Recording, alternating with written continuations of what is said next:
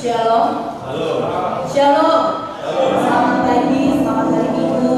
Kita akan mulai ibadah minggu ini. Kita siapkan hati kita. Kita memuji dan memuliakan nama Tuhan. Karena berkat kekurangan kita ada di tempat ini dengan tidak ada kekurangan sesuatu apapun. Saya udah untuk bangkit berdiri.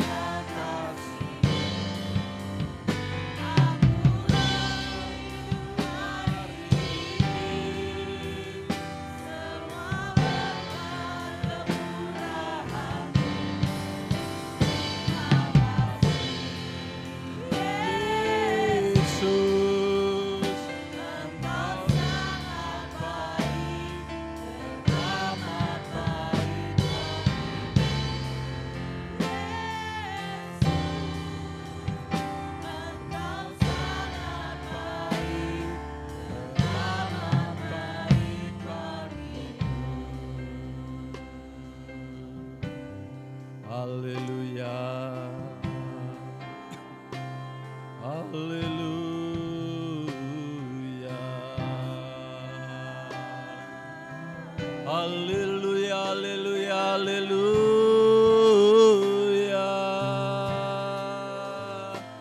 Syukur,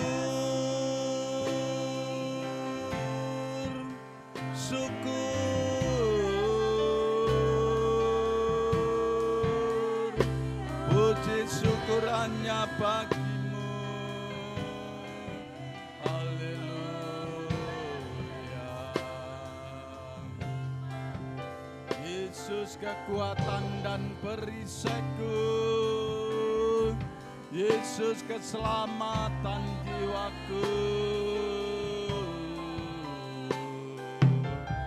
Yesus baik, teramat baik, sangat baik. Haleluya.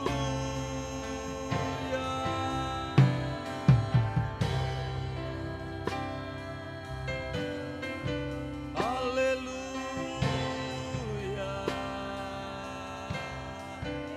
Kami sembah, kami puji Kau Tuhan. Kami tinggikan, kami agungkan nama-Mu, Yesus. Segala puji, hormat, syukur hanya bagi-Mu. Haleluya. Pertolongan kita datang dari Tuhan yang menciptakan langit dan bumi. Mengawali ibadah kita pagi hari ini, dengarkanlah pembacaan firman Tuhan yang diambil dari Matius pasal yang ke-5. Garam dunia dan terang dunia. Kamu adalah garam dunia. Jika garam itu menjadi tawar, dengan apakah ia diasinkan? Tidak ada lagi gunanya selain dibuang dan diinjak orang. Kamu adalah terang dunia. Kota yang terletak di atas gunung tidak mungkin tersembunyi. Lagi pula orang tidak menyalakan pelita lalu meletakkannya di bawah gantang, melainkan di atas kaki dian, sehingga menerangi semua orang di dalam rumah itu. Demikianlah hendaknya terangmu bercahaya di depan orang, supaya mereka melihat perbuatanmu yang baik dan memuliakan Bapamu yang di surga. Amin. Terima kasih Tuhan. Terima kasih buat pagi hari ini. Kalau kami ada sebagaimana ada, itu semata-mata hanya kemurahan-Mu, kasih-Mu yang begitu besar yang kami rasakan. Engkau sudah memelihara kami dari hari ke hari, hingga minggu terakhir ini di tahun 2023 bulan Januari. Kami merasakan Tuhan, selama 1 bulan ini kami percaya Engkau tidak pernah meninggalkan kami. Justru kami yang sering melupakan Engkau, meninggalkan Engkau, berjalan dengan akal pikiran kami sendiri. Tetapi sebenarnya Engkau selalu menopang dan menjagai kami. Terima kasih Tuhan, terima kasih buat kasih kemurahan-Mu, buat kesetiaan-Mu yang teramat setia. Tuhan, Engkau hentar anak-anak-Mu yang masih dalam perjalanan. Berkati, pagari, lindungi mereka sampai tempat ini dengan selamat. Dan Engkau juga melawat mereka yang tidak bisa hadir, yang masih mengikuti secara online. Tuhan, berkati mereka, sehingga juga mereka mendapatkan berkat firman Tuhan, berkat ibadah raya pagi hari ini. Engkau urapi, Engkau pakai setiap pelayan-pelayan Tuhan yang ambil bagian dalam pekerjaan-Mu pagi hari ini Tuhan. Baik pemimpin pujian, singer, song leader, para pemain musik yang memegang LCD sound system maupun yang, oh Tuhan, yang semua yang bergerak untuk kemuliaan-Mu. Hamba-Mu yang Tuhan sudah persiapkan menyampaikan kebenaran firman-Mu. Tuhan, isi hati-Mu akan Kau sampaikan pagi hari ini, supaya kami tetap kuat, tetap teguh, tidak takut dan tidak khawatir, karena Engkau menyertai kami. Terima kasih Tuhan. Kami serahkan ibadah ini dari awal hingga pada akhirnya hanya dalam nama Bapa, Putra, dan Roh Kudus, dalam nama Tuhan Yesus. Haleluya. Yang percaya katakan sama-sama. Amin. Kemuliaan bagi Tuhan kita. Kita angkat satu pujian dengan bersorak-sorai memuji nama Tuhan. Amin.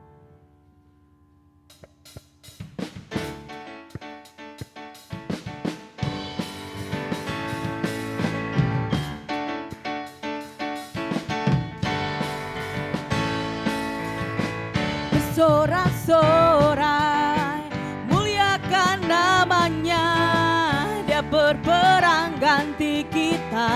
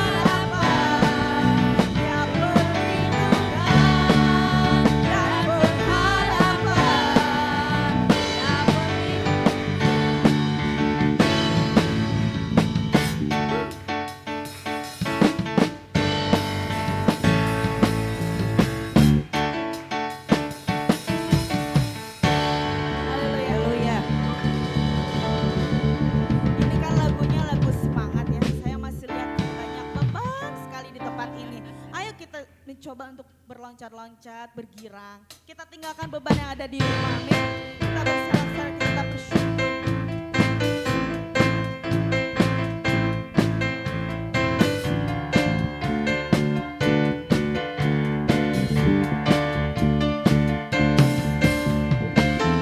Bersyukurlah kepadanya, bawalah pujian baginya, karena dia Raja, Dia yang berkuasa. Tuhan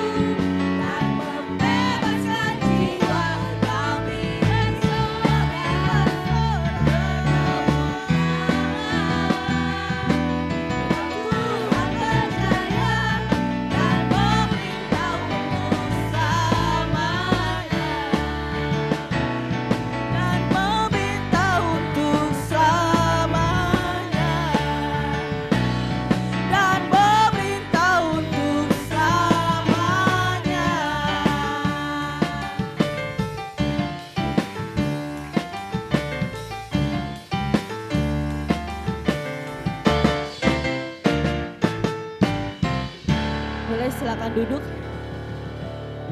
Tiba saatnya kita mendengarkan firman Tuhan, di mana Tuhan selalu memberikan yang terbaik di dalam setiap kehidupan kita.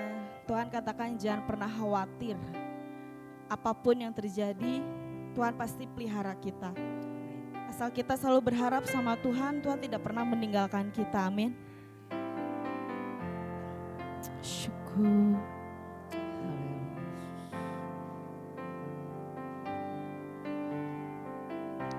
Perhatikanlah bunga bakung di ladang, Tuhan hiasi tanpa bekerja. Apalagi kita orang percaya, Tuhan pelihara, Tuhan cukupkan. Perhatikan burung-burung di udara, Tuhan beri makan tanpa bekerja. Apalagi kita kesayangannya, Tuhan pelihara, Tuhan sediakan saat kau perlu, Tuhan tahu saat kau minta, Tuhan dengar saat percaya, Tuhan bekerja. Saat menangis, Tuhan tahu. Saat berdoa, Tuhan dengar. Saat bersyukur, Tuhan berkati.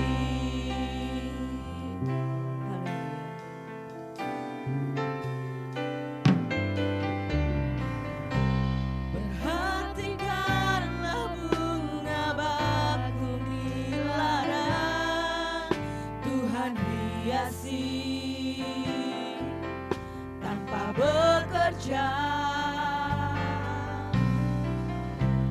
Apalagi kita orang percaya, Tuhan pelihara, Tuhan cukupkan. Perhatikan burung-burung di udara, Tuhan beri makan tanpa bekerja. Apalagi kita kesayangannya, Tuhan pelihara, Tuhan sediakan saat kau perlu, Tuhan tahu saat kau minta, Tuhan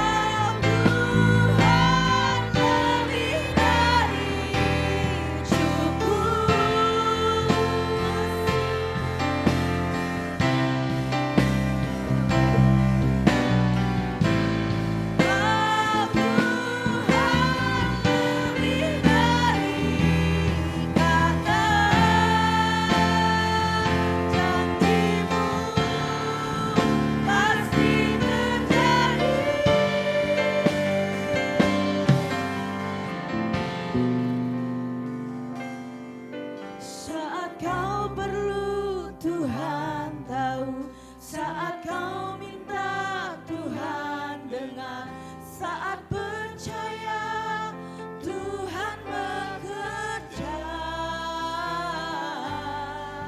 Saat menangis Tuhan tahu, saat berdoa Tuhan dengar, saat bersyukur Tuhan berkati.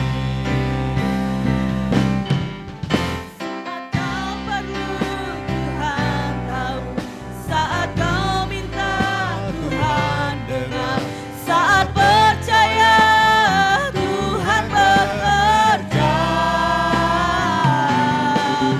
Saat menangis Tuhan tahu, saat berdoa Tuhan dengar, saat bersyukur Tuhan berkati.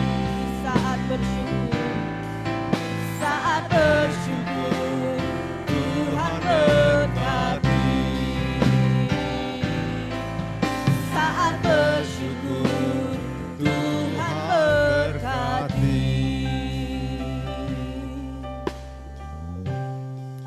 Tolong Bapak Pendeta Paulus untuk berdoa.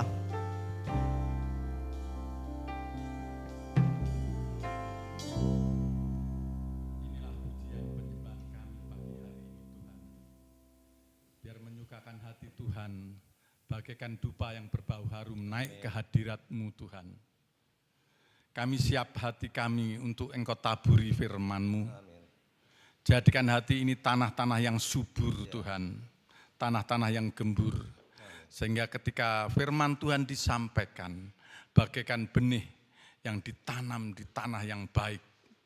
Sehingga benih itu akan bertumbuh, bertunas, dan makin tinggi dan berbunga dan berbuah. Bahkan buahnya itu berlipat kali ganda dan manis rasanya. Engkau urapi hamba-Mu Tuhan yang sudah Engkau persiapkan untuk menyampaikan kebenaran firman-Mu. Apa yang Tuhan siapkan, apa yang Tuhan sampaikan pagi hari ini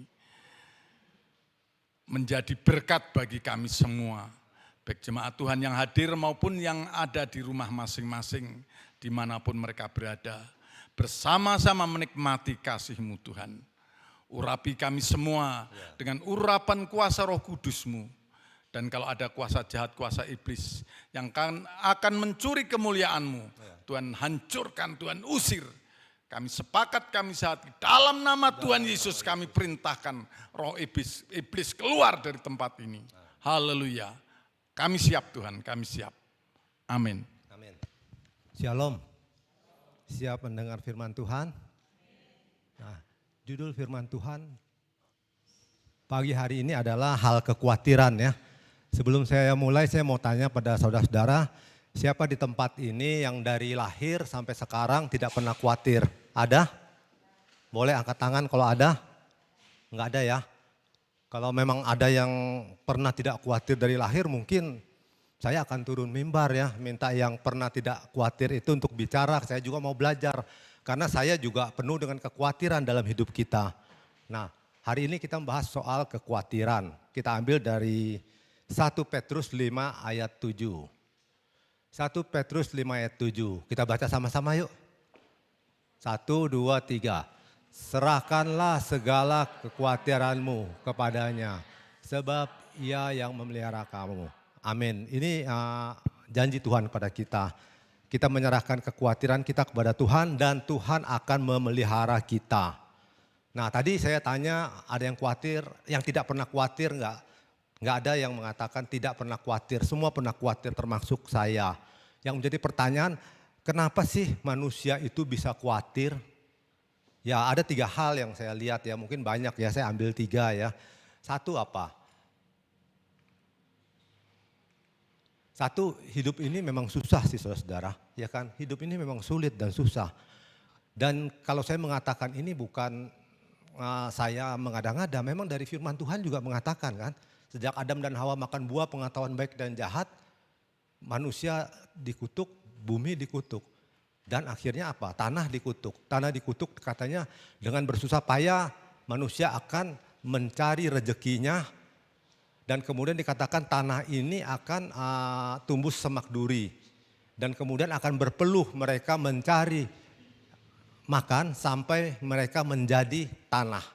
Itu kata firman Tuhan. Itulah susahnya kehidupan setelah dunia jatuh dalam dosa ini.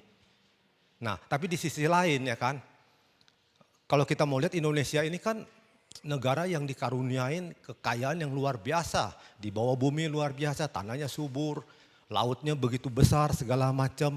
Pokoknya kaya raya, Tuhan mengasihi Indonesia, berkat buat Indonesia itu luar biasa. Nah, sampai dulu ada grup musik Kus Plus, angkatan tua pasti tahu nih.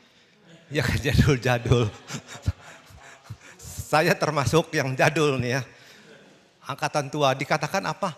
Indonesia ini seperti tanah surga katanya. Ya kita lihat liriknya ya. Bagi yang muda-muda yang belum tahu ya. Dia bilang apa tentang Indonesia? Katanya bukan lautan tapi kolam susu. Kail dan jala cukup menghidupimu. Tiada badai, tiada topan yang kau temui. Ikan dan udang menghampiri dirimu. Orang bilang tanah kita tanah surga, tongkat dan kayu jadi tanaman. Mau nyanyi? Nanti aja habis kebaktian. Habis kebaktian nyanyi masing-masing ya. Ya, dikatakan apa katanya bukan lautan tapi kolam susu. Luar biasa. Indonesia ini kan lebih besar lautan daripada darat. Ya kan bukan laut itu kolam susu katanya. Terus dikatakan kail dan jala cukup menghidupimu. Untuk hidup nggak usah susah-susah. Modal kail dan jala bisa hidup katanya. Terus kita mau nangkap ikan nggak usah susah-susah. Nggak usah ngadepin topan dan badai, cukup di pinggir laut. Ikan dan udang nyamperin kita, tinggal serok. Ya kan? Terus dia bilang, ya inilah tanah surga katanya. Tongkat dan kayu jadi tanaman. Nah ini yang diberkati Tuhan kepada Indonesia dan dinyatakan dalam lagu oleh Kus Plus. Tapi faktanya yang kita hadapin sekarang apa? Kemiskinan banyak ya kan? Harga sembako mahal katanya. Tongkat dan kayu jadi tanaman, ikannya gampang, harga sembako mahal, banyak anak-anak kurang gizi, stunting itu yang tidak bertumbuh. Ya kan, masalah itu loh. Jadi dapat kita simpulkan bahwa kehidupan ini memang susah. Yang sekaya Indonesia aja hidupnya bisa kayak begini sekarang. Nah, karena itu tadi pandangan dari firman Tuhan. Terus lagu Kus Plus, terus ada lagi pandangan manusia, filsuf saya lupa namanya. Dia bilang hidup ini adalah penderitaan dan makhluk yang paling menderita itu adalah manusia katanya. Itu katanya. Nah itu pandangan ahli filsafat. Terus ada lagi satu cerita ini yang gak ada hubungan dengan Alkitab ya walaupun ada ngomong Tuhan segala. Satu cerita yang menggambarkan bagaimana manusia menggambarkan tentang kehidupan di dunia ini. Nah itu diceritakan, ini gak ada hubungan dengan Alkitab ya. Diceritakan satu hari Tuhan menciptakan makhluk-makhluk di dunia. Pertama dia ciptakan itu makhluknya itu sapi. Dia ciptakan sapi, dia kasih umur sapi itu 50 tahun. Nah tapi kerjanya kamu katanya membajak sawah, kerja berat, narik bedati, diperah susunya dan lain sebagainya. Pokoknya yang berat-berat. Wah sapi bilang gak mau saya Tuhan. 50 tahun hidup kayak gitu menderita, dia tidak mau. Dia bilang saya cukup 20 tahun, 30 tahun dia kembalikan ke Tuhan. Dia balikin tuh umur 30 tahun, dia cuma 20 tahun. Terus kemudian Tuhan menciptakan apa? Monyet yang kedua, dikasih umur 20 tahun. Dikasih umur 20 tahun, tugasnya apa? Bikin manusia senang, bikin manusia tertawa. Selama 20 tahun, monyet juga gak mau. 20 tahun kepanjangan, menderita, sengsara. Mendingan 10 tahun aja lah, 10 tahun dia kembaliin lagi ke Tuhan. Terus Tuhan menciptakan apa yang ketiga? Diciptakanlah dogi. Nah, dogi juga dikasih umur 10 tahun. Ya kan, tugasnya apa? Kerjanya apa selama hidup? Menjaga harta benda manusia dan menjaga rumah. Waduh, dia juga gak mau, dia bilang. Hanya hidup kayak gitu selama 20 tahun. Dia bilang dia kembaliin 10 tahun kepada Tuhan. Dogi cuma ambil 10 tahun. Nah yang terakhir Tuhan menciptakan manusia. Dia bilang manusia, hidup kamu itu akan senang-senang, menikmati hidup dan penuh dengan kegembiraan. Saya kasih kamu umur 25 tahun. Manusia kan serakah ya. Waduh gak cukup Tuhan. Nah beda sendiri nih. Gak cukup Tuhan. Masa 25 tahun saya mau lebih. Wah mau lebih kata Tuhan. Benar. Nah kebetulan nih tadi ada yang gak mau. Ya kan totalnya 55 tahun ya kalau gak salah. Ya 55 tahun ya. Sorry. Ya pokoknya 30 tambah 10 tambah 10. Ya 55 tahun. Dikasihlah ke manusia, jadi umur manusia 75 tahun, panjang ya. Nah, akhirnya yang terjadi betul hidup manusia. 25 tahun pertama manusia hidup bersenang-senang, happy, bergembira, menikmati hidup. 30 tahun kedua, tadi 25 ya, 30 tahun kedua, 30 tahun kemudian manusia dari umur 25 sampai 55 dia hidup kayak sapi. Kerja keras, ya kan, membanting tulang. Pokoknya dia hidup kerja keras sampai 30 tahun. Kemudian 10 tahun lagi dia dari umur 55 sampai 60, dia tuh kayak monyet saudara. Dia bikin senang anaknya, bikin senang cucunya, bikin cucunya tertawa dan lain sebagainya. Terus 10 tahun kemudian umur 65 sampai 70, 75 dia sudah tidak berdaya, dia udah begitu tua, dia lemah. Dia hanya bisa duduk di depan pintu, mirip kayak dogi yang menjaga rumah. Nah, ini tidak ada hubungan dengan Alkitab. Ini hanya menggambarkan bagaimana manusia memotret, melihat kehidupan di dunia ini kayak apa sih. Nah, ini kurang lebih gambaran sudut pandang manusia. Jadi mereka juga boleh dikatakan menyimpulkan hidup ini juga ya kayak begini, nggak menyenangkan juga sebenarnya. Nah, kalau kita hubungkan lagi dengan kitab Mazmur 90:10 ya Pak Herman ya. 90:10 itu kan dikatakan apa? Masa hidup manusia hanya 70 tahun, kalau kuat 80 tahun. Kebanggaannya bukan kemuliaan, bukan kekayaan, bukan kehormatan, bukan kejayaan. Kebanggaannya kesukaran dan penderitaan katanya. Nah itu kata kitab Mazmur. Jadi itulah yang membuat manusia itu penuh dengan kekhawatiran karena hidup ini memang sulit saudara-saudara. Nah kemudian yang kedua yang membuat manusia itu hidup dalam kekhawatiran adalah kita ini terbatas, kita manusia yang terbatas.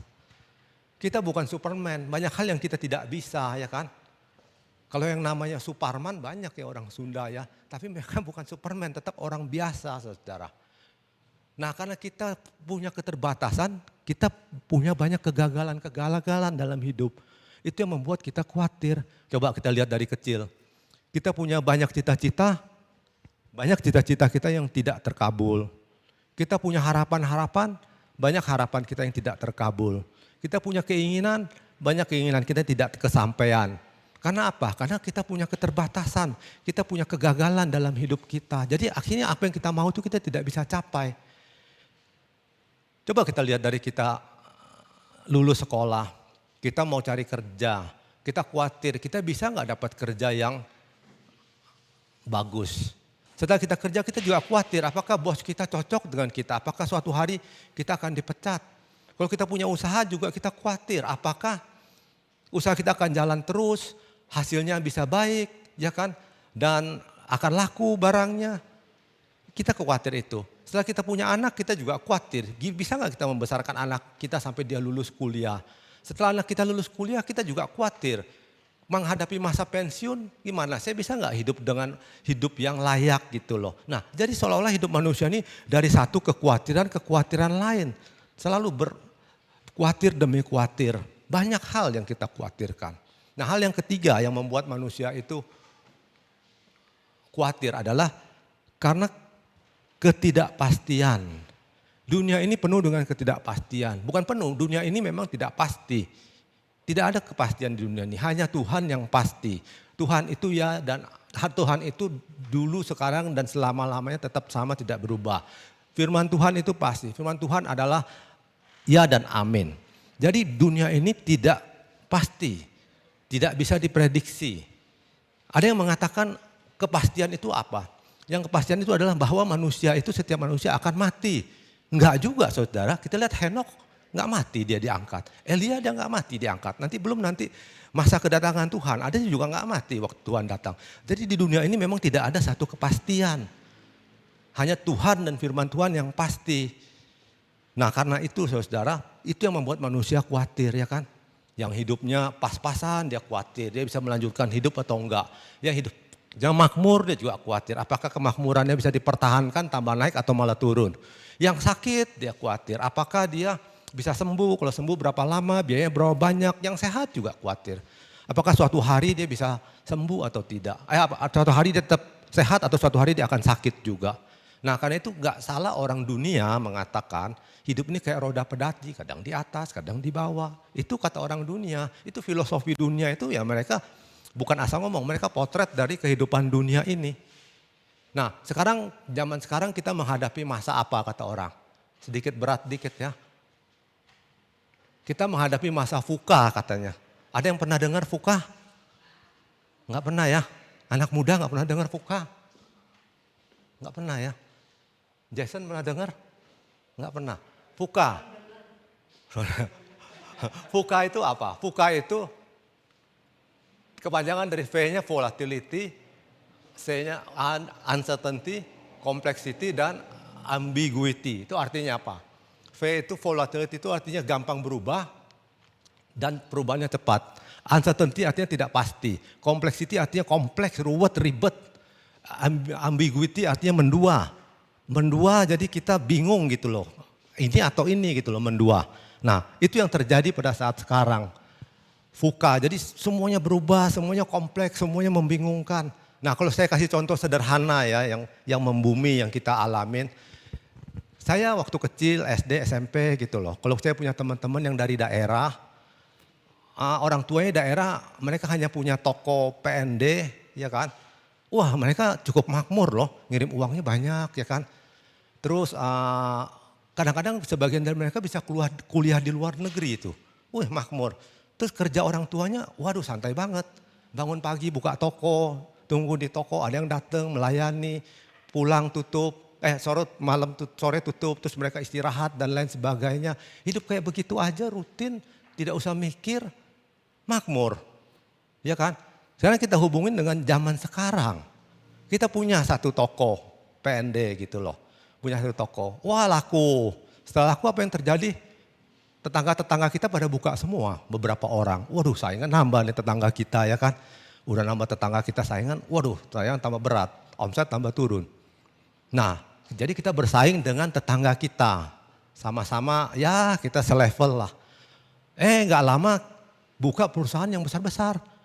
Indomaret, saya sebut aja nama Indomaret, Alfamart. Wih, persaingan kita bukan hanya orang-orang yang selevel. Waduh udah perusahaan-perusahaan kelas nasional. Persaingan kita berat. Waduh persaingannya begitu berat. Di daerah itu kayaknya waduh suatu persaingan yang begitu berdarah-darah kata orang. Nah, kita bersaing di daerah itu. Nggak lama apalagi yang terjadi. Buka namanya Tokped, Shopee. Kita bukan bersaing hanya di daerah itu, kita bersaing seluruh Indonesia saudara. Semua yang jualan itu bisa berjual barang yang sama dengan kita seluruh Indonesia. Nah positif poinnya kalau kita bisa ambil, kita bisa juga ikut jualan ke seluruh Indonesia gitu loh. Nah itu. Nah itulah perubahan yang terjadi yang nggak bisa kita duga cepat dan kita juga nggak tahu gitu loh. Nah kemudian akhirnya jadi begitu kompleks, ribet, ruwet. Dulu yang namanya punya toko itu cuman buka pagi, tungguin, sore tutup, lumayan makmur. Sekarang punya toko nggak bisa begitu, kita harus pakai strategi marketing, ngundang orang, kita harus juga bermain di sosial media, WA, IG, Facebook dan lain sebagainya, TikTok lagi sekarang. Kita juga harus buka toko online segala, ribet pokoknya hanya urusan berjualan barang. Nah itu jadi kompleksiti. Akhirnya apa yang terjadi? Dengan segala kompleksitas, perubahan, terjadilah ambiguity, kita bingung gitu loh. Begitu ada masalah, omset turun, kita bingung kenapa ya ini, kita nggak tahu. Kenapa? Karena begitu besarnya ininya gitu loh. Begitu kita nggak tahu, mengambil keputusan kita nggak tahu, kita bingung. Nah itulah akhirnya jadinya ambiguity, kebingungan. Sekarang saya mau tanya saudara, bingung nggak kalau kita pikir-pikir pakai paradigma berpikir dulu. Perusahaan taksi terbesar itu punya mobil taksi nggak? Nggak punya. Gojek sama siapa? Grab ya. Terus kita bilang perusahaan hotel terbesar di dunia punya gedung hotel nggak punya. Iya kan? Itu kayak Oyo, kayak Airbnb. Terus apa lagi? Pusat perbelanjaan terbesar dunia nggak punya gedung toko, Tokped, Shopee dan lain sebagainya. Nah, jangan-jangan nanti gereja terbesar di Indonesia juga nggak punya gedung gereja, saudara. Itu perubahan kita nggak bisa tahu, nggak bisa gereja karena mereka juga udah mulai suatu gereja metaverse kan, ada kan gereja metaverse. Saya nggak tahu bisa jalan atau enggak. Lama-lama ya gereja aja di rumah aja, metaverse aja orangnya. Ininya yang ini. yang jalan avatar atau apa tuh namanya. Ya kayak gitu. Nah itulah perubahan-perubahan itu begitu cepat sehingga membuat kita pusing, kita ini. Akhirnya apa yang terjadi? Kita harus terus beradaptasi, berinovasi, berubah. Sedangkan kemampuan kita berubah kan terbatas. Nah itulah yang membuat kita itu penuh dengan kekhawatiran, perubahan diri kita mesti di-upgrade, kita harus inovasi diri, perubahan, ikutin zaman, nambah skill dan lain sebagainya. Perusahaan juga harus berinovasi terus kemudian saya pikir gereja juga terjadi. Gereja waktu zaman dulu coba begitu sederhananya, cukup kursi, mimbar, gitar satu.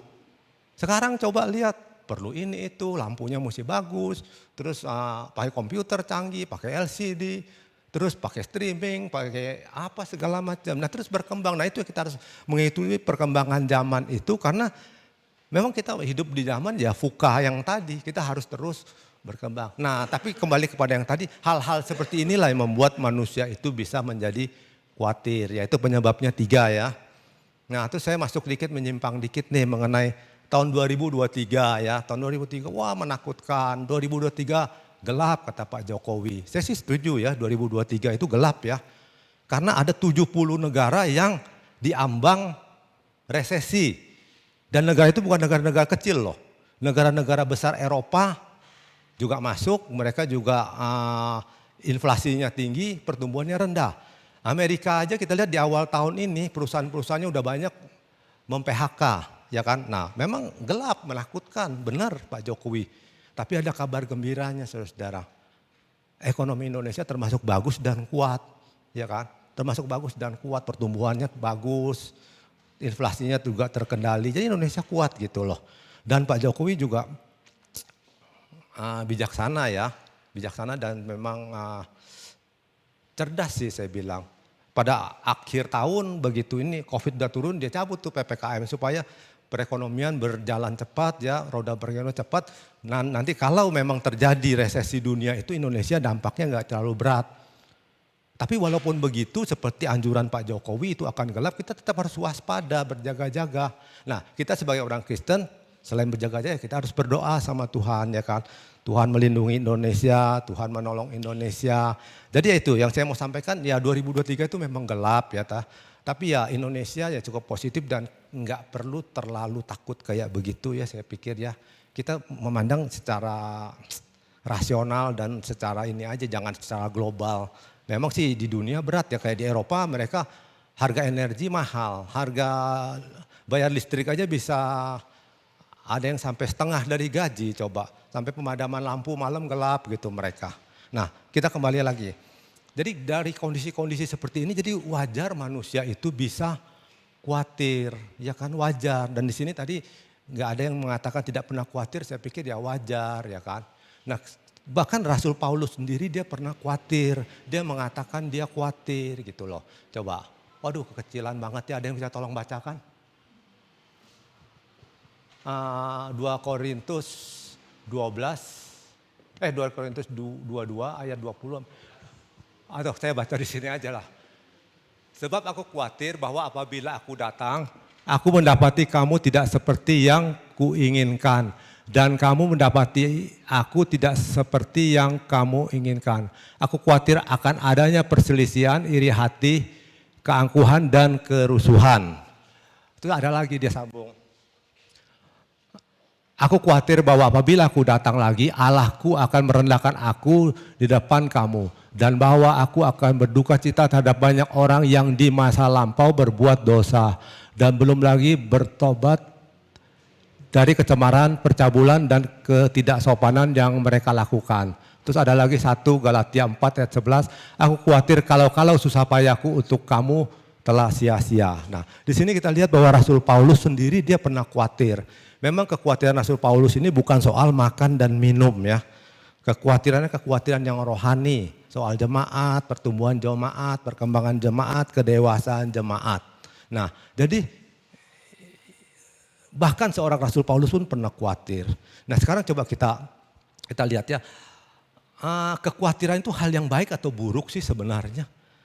Nah saya memadankan dengan rasa sakit ya kan, rasa sakit. Rasa sakit itu baik atau buruk sih?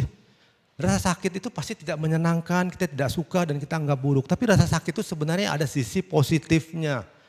Apa sisi positif rasa sakit? Itu adalah sinyal atau alarm bagi tubuh kita untuk supaya tahu bahwa diri kita tidak baik-baik saja. Kita sakit kepala, kita bukan hanya sekedar sakit kepala, ada sesuatu yang melatar belakangi sehingga kita ke dokter.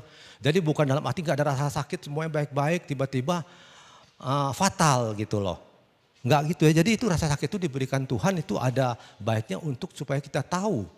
Kita punya sinyal tubuh kita apa yang terjadi dengan tubuh kita. Nah satu cerita aja ini yang kejadian nyata juga. Ada orang yang kena sakit gula. Sakit gula itu kan kalau luka enggak ngerasa, enggak sakit. Dia tidur malam-malam, pas dia tidur malam jempolnya digerogotin tikus. Enggak kerasa, santai-santai, enggak sakit. Paginya lihat jempolnya hilang, wah dimakan tikus. Nah itulah, rasa sakit bukan hal yang menyenangkan. Tapi rasa sakit itu diberi oleh Tuhan tuh untuk satu sinyal bagi kita bahwa ada bahaya dari diri kita. Luar biasa tuh Tuhan ya kan. Nah terus bagaimana dengan kekhawatiran? Kekhawatiran juga gitu. Itu suatu sinyal bagi diri kita bahwa akan ada bahaya, ada ancaman, ada sesuatu yang tidak bagus di depannya. Nah ada dulu waktu zaman saya masih tahun 80-an ya, saya masih sekolah itu tahun 80-an 90-an kayak akhir 80-an ke atas ya. Itu ada perusahaan komputer yang besar dulu, nggak banyak perusahaan besar banget, udah mendunia, mereknya ngetop, penjualannya bagus, laporan keuangannya bagus. Dia punya pemimpin perusahaan bilang kita tuh kuat banget katanya, keuangannya bagus, penjualannya bagus. Dalam 3 generasi perusahaan kita nggak akan bangkrut katanya. Dan dia bilang, ya pokoknya mereka akan terus berjaya. Dan akhirnya apa? Karena nggak ada khawatir, nyaman, zona nyaman, mereka santai-santai, tidak berinovasi, business as usual kata orang, bekerja hanya suatu rutinitas tertentu. Dalam hitungan tahun bangkrut, hilang tuh merek sampai sekarang nggak ada sama sekali. Nah, jadi itu kekhawatiran itu sebenarnya ada sisi baiknya, itu membuat kita keluar dari zona nyaman. Jadi kita tidak seolah-olah santai, tidak ada bahaya, segala macam kita zona nyaman. Nah ada seorang pemimpin perusahaan yang berkata gini, perusahaannya hebat. Justru rasa khawatirlah yang membuat dia itu tekun bekerja. Rasa khawatirlah yang membuat dia berdisiplin. Rasa khawatirlah yang membuat dia selalu berinovasi. Jadi itu saudara. Jadi rasa khawatir itu sebenarnya netral ya saya bilang ya. Itu satu perasaan yang diberikan Tuhan juga bahwa ada tanda bahaya. Nah yang jadi masalah adalah bukan soal rasa khawatir, yang jadi masalah adalah bagaimana respon kita terhadap rasa khawatir itu. Kalau kita meresponin secara salah, nah itu yang jadi masalah. Itu menghancurkan kita. Kalau rasa khawatir itu bikin kita hanyut, bikin kita dikuasai, bikin kita lumpuh, tidak berdaya. Nah itu bahaya banget tuh, itu menghancurkan kita. Itu yang di Alkitab bilang, kekhawatiran tidak akan menambah sehasta pun dalam jalan hidupmu katanya. Artinya kekhawatiran gak ada gunanya, kekhawatiran itu gak ada untungnya, kekhawatiran itu malah menghancurkanmu. Kekhawatiran itu bisa menghancurkan kesehatan kita kan. Kita khawatir, kita bisa gatel-gatel, bisa sakit mah, bisa sakit stroke, bisa sakit jantung, banyak penyakit yang bisa disebabkan oleh kekhawatiran. Nah kemudian kekhawatiran juga merusak selain tubuh, kejiwaan kita. Kita jadi pesimis, kita jadi negatif, kita jadi tidak bersemangat. Akhirnya juga mengganggu hubungan sosial kita. Dimanapun kita berada kita membawa suatu energi yang negatif, pesimis, dan letih lesu beban berat. Dan orang gak suka ya kalau kita itu bawa satu energi negatif, karena itu menular dan menarik orang. Kita bawa ke orang, orang juga jadi negatif, jadi tertarik ke bawah. Jadi ya kekhawatiran merusak kejiwaan kita dan juga hubungan sosial kita. Nah dan yang terpenting adalah kekhawatiran itu merusak kerohanian kita. Kita tidak bisa berbuah seperti dikatakan yang perumpamaan penabur. Ada yang menabur yang jatuh di semak berduri, dia bertumbuh benih itu terus dihimpit oleh semak duri dan dia tidak pernah berbuah walaupun dia dengar firman Tuhan. Orang dengar firman Tuhan karena dia bertumbuh terus ada kekhawatiran tipu daya kekayaan, dia tidak pernah berbuah. Rajin dengar firman Tuhan, rajin merenungkan firman Tuhan, tapi dia tidak berbuah. Jadi mematikan kerohanian, membuat dia tidak berbuah. Karena itu Tuhan Yesus menegur Marta. Waktu Tuhan Yesus datang ke rumah Marta dan Maria, Maria duduk diam dekat kaki Tuhan mendengarkan semua perkataannya. Sedangkan Marta, dia sibuk bolak-balik, mondar-mandir, ya kan, melayani Tuhan, melakukan banyak hal. Tuhan Yesus diam. Sampai saatnya Marta yang gak tahan, dia komplain sama Tuhan Yesus. Tuhan gimana tuh Maria, omelin dong, dia gak bantu saya sibuk gini. Tuhan Yesus bilang, Marta kamu khawatir, kamu menyibukkan diri dalam banyak hal katanya. Maria sudah memilih yang terbaik yang tidak akan diambil daripadanya. Nah ini kita lihat juga satu kekhawatiran juga merusak hubungan dengan Tuhan, keintiman dengan Tuhan. Dan akhirnya dia fokus dengan dirinya, fokus dengan kekhawatiran, fokus dengan urusannya. Dia tidak menyadari kehadiran Tuhan dan dia tidak menghargai kehadiran Tuhan. Dan dia sama sekali tidak mendapat berkat dari kehadiran Tuhan. Nah itu saudara, jadi itulah namanya kekhawatiran itu suatu hal yang alamiah, yang manusiawi. Dan suatu hal yang netral. Tapi kalau direspon dengan cara yang salah, itu akan menjadi hal yang merusak bagi diri kita. Nah terus gimana respon yang benar terhadap kekhawatiran itu? Respon yang benar ya ayat kita hari ini ya kan. Ayat kita hari ini yang 1 Petrus 5 ayat 7. Serahkanlah segala khawatirmu kepadanya sebab dia yang memelihara kamu katanya. Jadi kita harus menyerahkan khawatir kita kepada Tuhan dan Tuhan akan memelihara kita. Serahkan aja sama Tuhan, Tuhan pelihara kita. Nah, kekhawatiran kita itu tadi disebabkan apa aja coba kita lihat. Tadi 3 hal ya kan. Kekhawatiran manusia 3 hal. Satu kita hidupnya memang susah. Kedua manusia terbatas. Ketiga ketidakpastiannya. Nah Tuhan solusi bagi kita. Solusi bagi kekhawatiran kita. Kalau kita khawatir karena dunia ini, kehidupan ini susah, dunia sudah jatuh dalam dosa, kita serahkan kekhawatiran sama Tuhan. Bukankah Tuhan pencipta langit, bumi dan segala isinya, dia bisa memulihkan semuanya itu. Kalau kita khawatir karena kita adalah manusia yang terbatas, banyak kegagalan, banyak ketidakmampuan, kita serahkan kepada Tuhan. Bukankah Tuhan itu adalah Tuhan yang maha kuasa, tiada yang mustahil bagi Tuhan. Kalau kita khawatir karena hidup ini penuh ketidakpastian, kita bingung dengan masa depan, kita serahkan sama Tuhan. Bukankah Tuhan itu Tuhan yang pasti? Tuhan tetap sama dulu, sekarang dan selama-lamanya. Jadi segala macam apapun yang menjadi kekhawatiran kita, kita serahkan aja sama Tuhan. Tuhan yang akan memelihara kita. Nah terus kalau kita bilang kita menyerahkan sama Tuhan, apa kita tidak ambil tanggung jawab kita? Apa kita cuek? Kita cara sama Tuhan dan kita tidak peduli. Ada yang bilang ini, hobi saya lari, tapi katanya lari dari kenyataan. Nah ini saudara, dia memberi kekhawatiran sama Tuhan tapi dia tidak ambil tanggung jawabnya. Enggak bisa saudara, kita serahkan sama Tuhan, tanggung jawabnya kita ambil. Kita lakukan apa yang menjadi bagian kita. Kita lakukan, minta hikmat sama Tuhan, lakukan seperti apa yang Tuhan mau, lakukan yang terbaik seperti melakukan untuk Tuhan, dan biarlah Tuhan yang menentukan hasilnya. Makanya ada dia bilang, do your best and God will do the rest. Lakukan yang terbaik yang dapat kamu lakukan dan sisanya Tuhan yang lakukan. Yang kita bisa aja, yang kita gak bisa biar Tuhan yang lakukan. Nah ini kan selaras sama tadi yang lagu burung di udara segala macam, sama bunga bakung. Burung di udara, Tuhan janji burung di udara akan diberi makan. Tidak akan kelaparan, tidak menabur, tidak menuai. Tapi dia punya tanggung jawab, dia punya bagiannya. Bagiannya apa? Kalau saya bangun pagi jam 5 di Bandung ataupun di Jakarta, di depan burung berkicau tuh. Gak lama hilang tuh burung. Cari makan dia cari makan, terus dia bisa ke sarangnya ngasih anak segala. Artinya apa? Artinya dia tetap melakukan tugasnya. Memang tugasnya bukan menabur menuai, tapi tugasnya dia tetap harus pagi berkicau, bangun, terus dia pergi cari gitu loh. Sama bunga bakung juga. Dia kan gak pernah memintal, gak pernah menenun, menintal. Tapi proses biologinya kan jalan dia. Ya kan dia harus berakar, bertumbuh, kena matahari, ya kan fotosintesis dan lain sebagainya. Nah tetap. Jadi kita serahkan ke Tuhan, ada bagian kita. Bukannya gak ada bagian kita ini terus kita lari dari kenyataan. Udah biarin Tuhan, saya tidak peduli. Itu namanya Ya itu lari dari kenyataan namanya. Nah, terus dikatakan kalau kita menyerahkan ke Tuhan, Tuhan akan memelihara kita. Gimana bentuk pemeliharaan Tuhan? Kembali yang tadi, burung dan bunga bakung.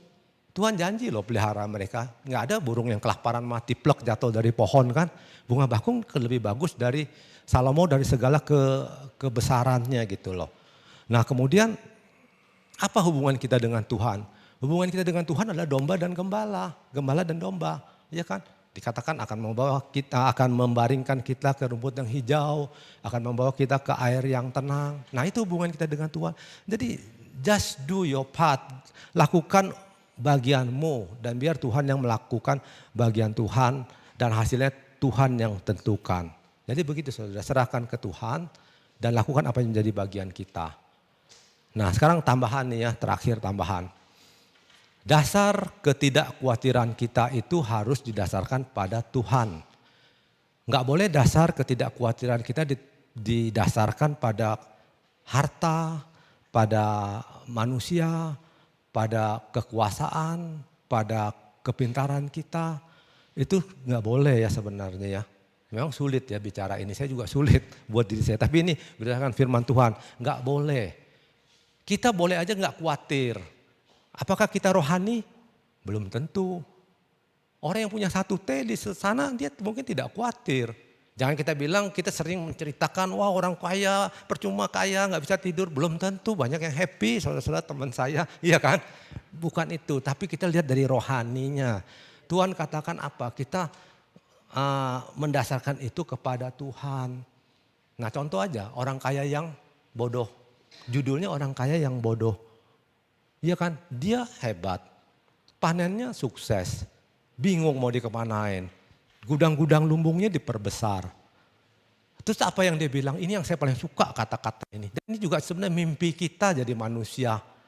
Iya kan, hai jiwaku, ada banyak barang tertimbun bagimu untuk bertahun-tahun.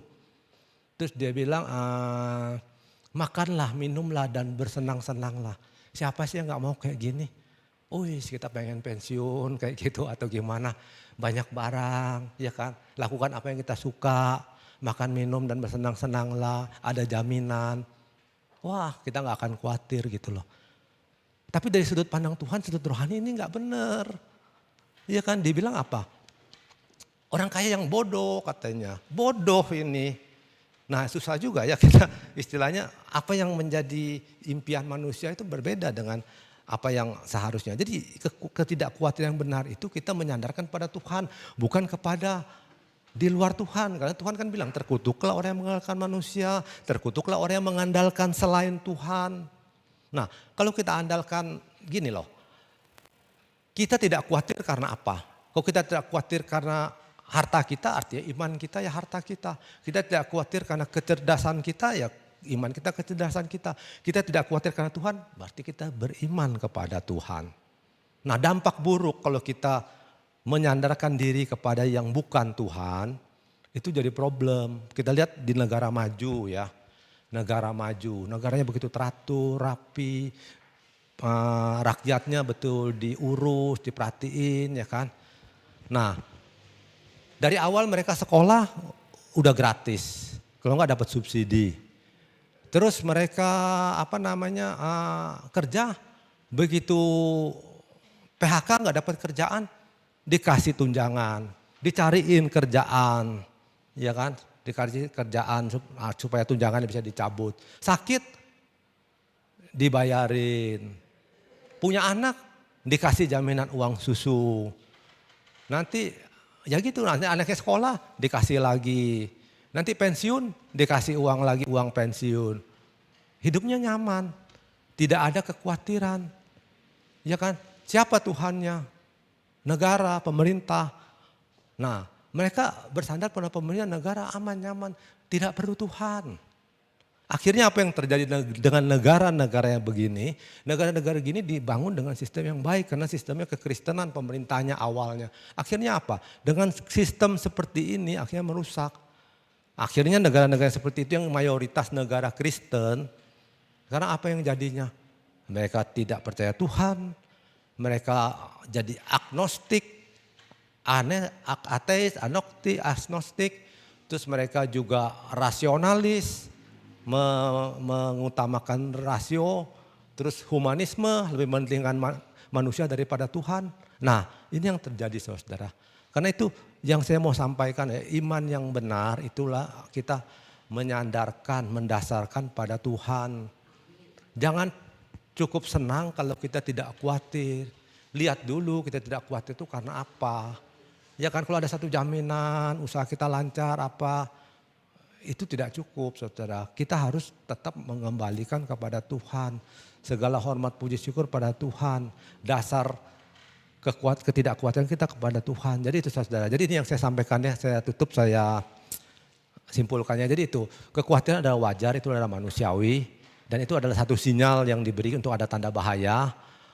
Ya kan, dan kemudian kita harus merespon dengan benar. Merespon dengan benar artinya kita menyerahkan dengan Tuhan dan Tuhan akan memelihara kita. Dan intinya juga yang terakhir kita harus mengkoreksi, memeriksa, mengecek ya, menguji diri kita. Apakah dalam diri kita kalau kita tidak khawatir, kita nyaman, kita aman, itu benar kita menyadarkan diri pada Tuhan atau kepada yang di luar Tuhan gitu loh. Kalau kita yang di luar Tuhan, cobalah kita introspeksi dan kita mau bertobat dan kita mengembalikan semua didasarkan kepada Tuhan. Itu aja dari saya. Ya, kita tetap dalam doa.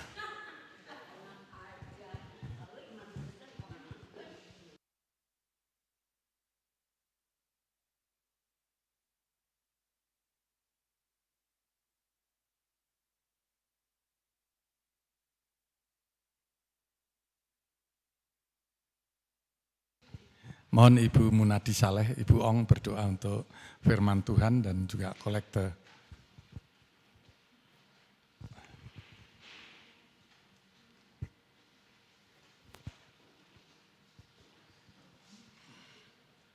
Kami bersyukur, berterima kasih ya Bapak untuk pagi hari yang indah ini Bapak, di mana kami telah diberkati oleh firman Tuhan. Biarlah kami menjadi pelaku firman Tuhan dalam kehidupan kami Bapak. Dan setiap firman Tuhan yang disampaikan boleh tertanam di dalam hati dan kami Bapak. Terima kasih ya Bapak, segala hal kekhawatiran di dalam kehidupan kami serahkan semuanya ke dalam tangan Tuhan. Karena kami percaya Tuhan tidak pernah meninggalkan kami Bapak. Terima kasih Bapak, Engkau pakai terus hamba-Mu Bapak Mario menjadi alat kemuliaan bagi nama-Mu. Engkau pakai dalam setiap pelayanannya Bapak, semakin hari semakin berkenan di hadapan-Mu. Terima kasih Tuhan, sebentar kami akan memberikan persembahan yang terbaik buat pekerjaan-Mu di tempat ini. Engkau memberkati setiap tangan-tangan yang akan memberikannya dengan penuh sukacita. Di dalam nama Tuhan Yesus kami mengucap syukur. Haleluya. Amin. Amin. Kita persiapkan persembahan kita. Kita angkat pujian sebab Dia hidup.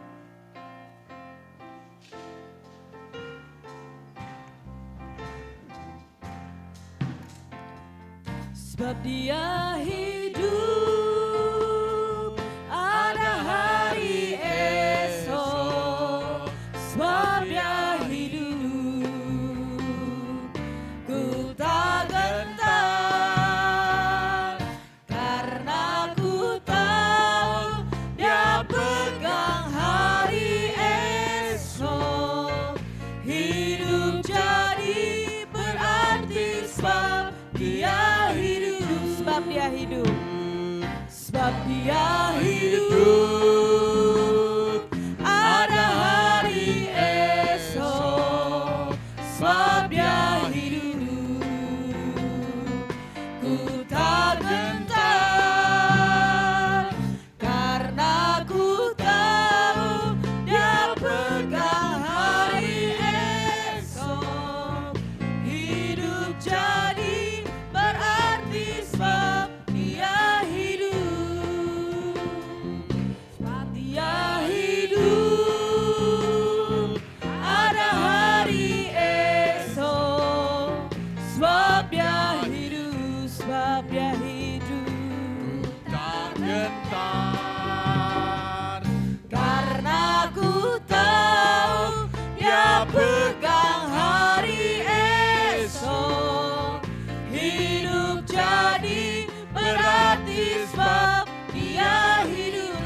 jadi, hidup jadi berarti sebab Dia hidup. Hidup jadi, hidup jadi berarti sebab Dia hidup.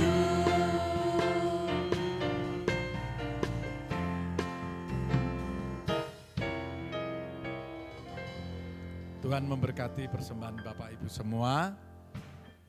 Salam. Sukacita semua. Jangan khawatir ya. Haleluya. Sekali lagi gongsi pace ya, yang belum saya ucapin kemarin. Ya, selamat tahun baru Imlek. Ya, kemarin hujan seharian, saya keluar dari gereja, tahu-tahu udah hujan. Puji Tuhan. Ya, ini Imleknya udah lewat kok. Ini kata anak saya, Imlek mah masih lama Pi, bisa 2 minggu lebih. Oh pantesan ini masih hujan, terus begitu. Iya waktu Imlek hujan juga ya. Dan kok ini udah enggak Imlek, saya pikir cuman tanggal 1-nya aja, pas hariannya aja. Ternyata berkat itu terus melimpah, amin. Tuhan berkati. Ya, selamat datang buat yang baru pertama kali datang beribadah di tempat ini. Tolong disambut kalau ada yang baru datang, kemarin sendiri sama putrinya, sekarang juga membawa keluarganya. Tolong bangkit berdiri, selamat datang. Ini jemaat Tuhan GPP Sejahtera yang kecil, tetapi biarlah kita penuh keakraban ya. Jadi kalau ada jiwa baru disambut, dikenalin ya. Biar minggu depan bawa suaminya. Sekarang keluarganya sudah diajak, nanti suaminya, mungkin saudara-saudaranya ya. Ya kita doakan terus supaya gereja kita terus bertambah, bertumbuh. Amin. Kegiatan gereja seperti biasa, hari Sabtu ada doa pagi jam 8, hari Minggu ibadah raya jam 8 pagi. Minggu depan, minggu pertama, kita persiapkan hati kita untuk perjamuan kudus. Ya. Jadi kita ajak keluarga kita, saudara kita yang tidak hadir hari ini kita ingatkan karena minggu pertama seperti biasa kita sambut perjamuan kudus. Dan perjamuan kudus di gereja ini enggak harus yang sudah baptis atau yang dewasa, semua yang hadir bisa ambil perjamuan kudus. Ya, semua yang hadir. Yang penting orang yang percaya kepada Tuhan Yesus, walaupun anak-anak kita masih kecil, ya, kita beri juga supaya dia mengenal akan kasih Kristus. Dan juga atas nama Gembala Sidang, Jemaat Tuhan GPP Sejahtera mengucapkan selamat berulang tahun bagi Bapak Ibu yang berulang tahun bulan Januari. Ada? Saya undang maju ke depan yang ulang tahun bulan Januari, kita akan doakan. Ya. Ya, ada yang ulang tahun bulan Januari? Oh, Lukas Stephen. Ya, di situ aja. Selamat ulang tahun, kita nyanyikan dulu.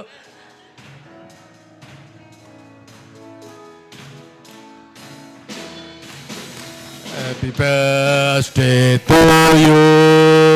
Happy birthday to you. Happy birthday, happy birthday, happy birthday to you. Happy birthday to you. Happy birthday to you. Happy birthday. Happy birthday to you. Umur panjang. Umur panjang di tangan kanannya, di tangan kirinya kekayaan dan kehormatan sampai selama. Umur panjang. Umur panjang di tangan kanannya, di tangan kirinya kekayaan dan kehormatan sampai selamanya, sampai selamanya, sampai selamanya. Saya undang Bapak Gembala sekaligus diserahkan ke saya ya.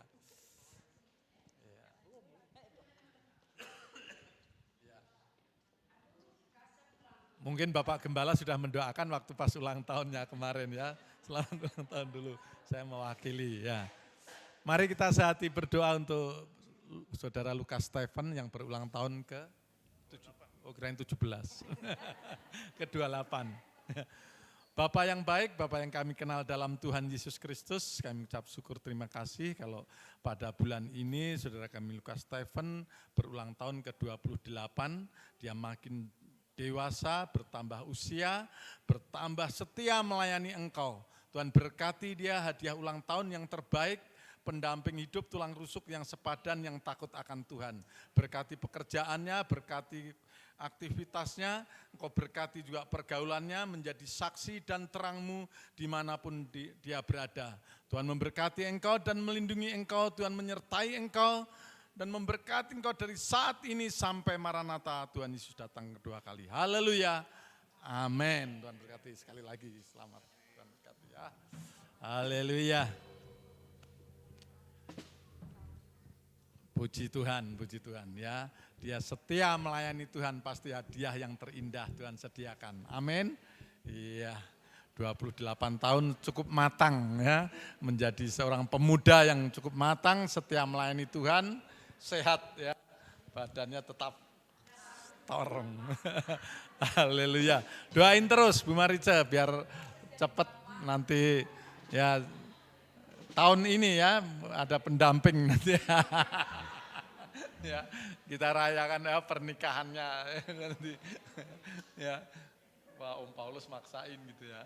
Soalnya Bapak Gembala juga pengen punya menantu. Pengen juga menimang cucu, jangan kalah sama saya ya. Pak Gembala. Ya, puji Tuhan ya.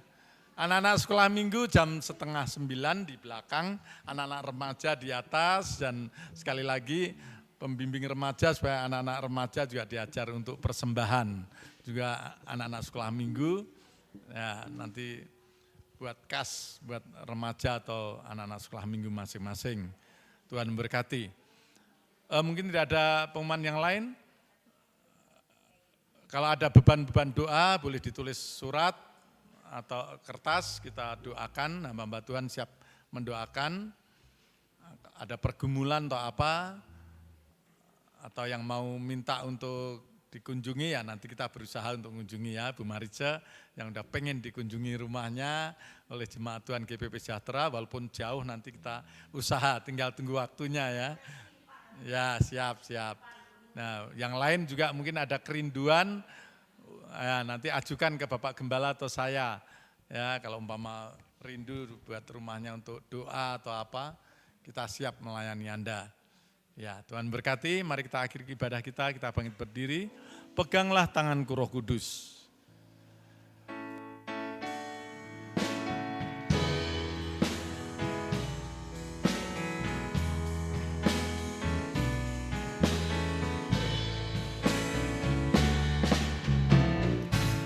Peganglah tanganku Roh Kudus, setiap hari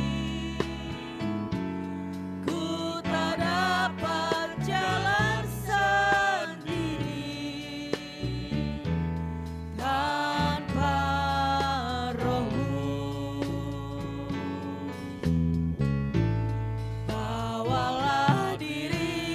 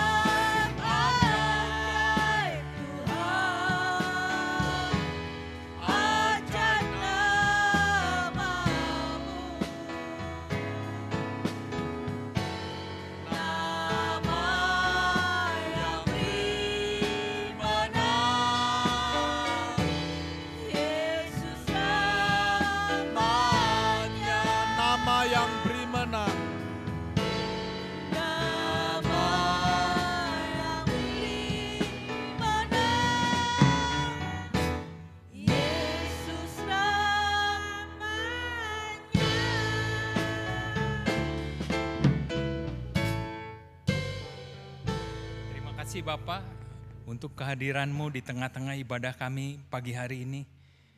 Kiranya Engkau memberkati setiap hamba-hamba-Mu yang melayani-Mu, baik penyambut tamu, hamba-Mu yang melayani kolektan, hamba-hamba-Mu yang memimpin pujian, singer, tim musik, hamba-hamba-Mu yang melayani sound system, multimedia, guru-guru sekolah minggu, pembina remaja, hamba-Mu yang menyampaikan kebenaran sabda-Mu. Engkau kiranya memberkati setiap hamba-hamba-Mu di dalam setiap pelayanannya, semakin hari semakin berkenan, semakin Engkau mempercayakan lebih lagi. Bapa, kami juga berdoa untuk saudara-saudara kami yang terganggu kesehatannya, untuk Om Daeng yang masih batuk pilek, kiranya Tuhan lawat, Tuhan pulihkan kesehatannya. Kami juga terus berdoa untuk Bapak Lifaing, Bapak Lulu, Ibu dari Bapak Andi Sipayung yang terganggu kesehatan ginjalnya. Tuhan kiranya pulihkan supaya boleh berfungsi normal kembali.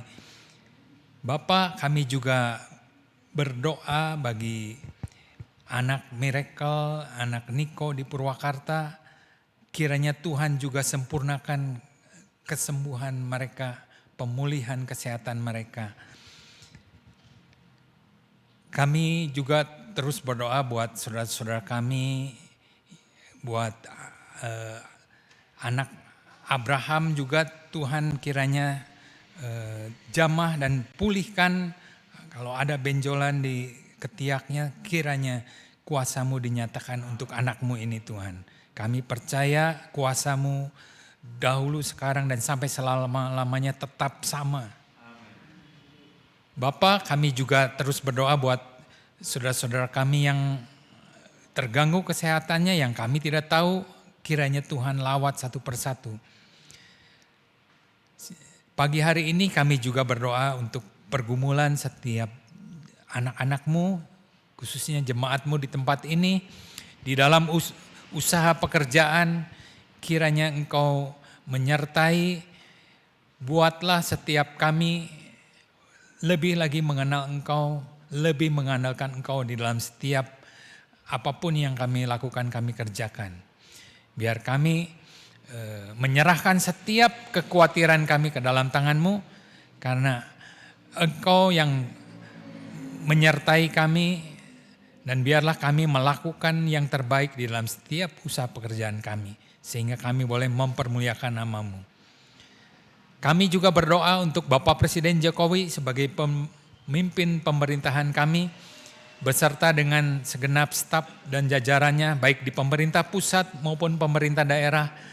Berikan hikmat kebijaksanaan di dalam melaksanakan tugas dan tanggung jawabnya, supaya dimampukan melaksanakan yang benar, sehingga kesejahteraan boleh dirasakan oleh seluruh bangsa Indonesia. Kami juga berdoa untuk aparat keamanan baik Polri maupun TNI, mampukan mereka melaksanakan tugas dan tanggung jawabnya, sehingga keamanan di seluruh NKRI boleh tetap kondusif. Sepanjang hari ini kami menyerahkan apapun yang kami rencanakan, kami kerjakan, Engkau menyertai kami, dan kami mau mengangkat kedua tangan kami Tuhan, kami menerima berkat-Mu. Tuhan memberkati Engkau dan melindungi Engkau. Tuhan menyinari Engkau dengan wajah-Nya dan memberikan Engkau kasih karunia. Tuhan menghadapkan wajah-Nya kepadamu, memberikan Engkau damai sejahtera.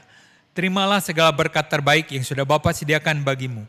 Kasih karunia daripada Tuhan Yesus Kristus dan persekutuan dengan Roh Kudus senantiasa menyertai kami sekalian, mulai pagi hari ini sampai Tuhan Yesus datang kembali. Di dalam nama Tuhan Yesus Kristus kami ucap syukur dan berdoa padamu. Amin.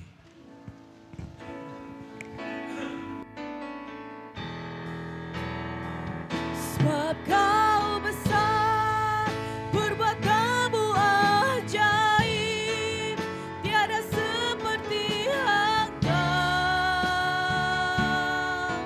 tiada seperti Engkau. Sebab Kau besar, perbuatan-Mu ajaib,